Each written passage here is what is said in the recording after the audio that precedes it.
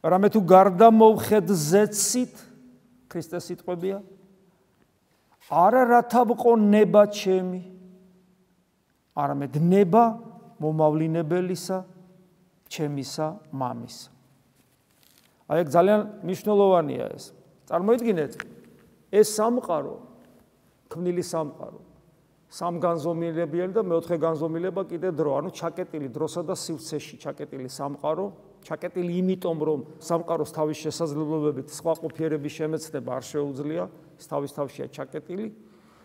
ღმერთი, რომელიც სამყაროს მიღმიერია, რომელმაც შექმნა ეს ყველაფერი, შემოდის, ანუ ადამიანად მოდის განკაცება, რასაც ქვია და ჩემს გასაგონად შიგნით მე რო გავიგონო უკვე მე გავიგონე რადგან შემოვიდა და ჩემენაზე დაელაპარაკა მე გავიგონე უცებ ამბობს რომ მე მოვედი იმიტომ რომ იმის ნება აღვასრულო რომელიც სამყაროს მიღმიერია. ამაში ორი რამე გულისხმება. პირველი ის რომ ძეს და მამას ერთი ნება აქვს, იმიტომ რომ ღმერთი ერთია, სამპიროვნება ღმერთი ერთია და მამა და ძე ერთი ბუნებაა და სულიწმიდა და ერთი ნება აქვს, ანუ ძის ნება და მამის ნება ერთ და იგივეა და მე მოვედი რომ მისი ნება აღვასრულო ნიშნავს რომ მე მას და მე ერთი ნება გვაქვს, იმიტომ რომ ხო გითხარით ორი თავისუფლება და ორი ნება არ არსებობს ყოფიერების საწყისში.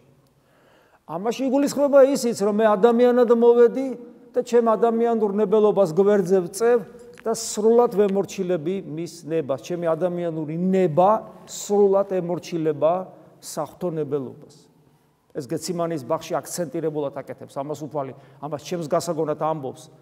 ამაც ილესასვისი, მაგრამ ნუ იქნება ნება ჩემი, არამედ იყავს ნება შენი. ჩემს გასაგონად ამბობს, რომ მე მასწავლოს მე როგორ ვიცხოვრო, როცა ჩემი ნება მოინდომებს თვითნებობას, მე მას უთხრა, რომ შენ არ იცი როგორ უნდა მოიქცე, შენ ხო მიცი, რომ შენი ნება უკეთურია, უნდა ღვთის ნებას დაემორჩილო.